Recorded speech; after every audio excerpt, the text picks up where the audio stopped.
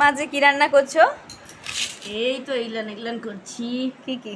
কুঁদরি ভাজা, পটল ভাজা, বৈতালের পটল ভাজা, বৈতাল ভাজা। আচ্ছা, আজকে সব ভাজা নাকি? এইসব ভাজা। তারপরে একটা ঘ্যাঁট হয়েছে বৈতালের ঘন্ট বৈতালের ঘন্ট কোথায় আছে। ওই হলো।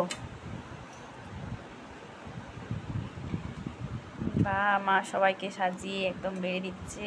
কুঁদরি ভাজা, পটল ভাজা, কুমড়োর ঘ্যাঁট, বেগুন ভাজা, মাছের আর টমেটো দিয়ে কুমড়োর ঘন্ট দেখে তো দারুণ লাগছে গো। মা দেওয়ানোরই আছে। নাইস।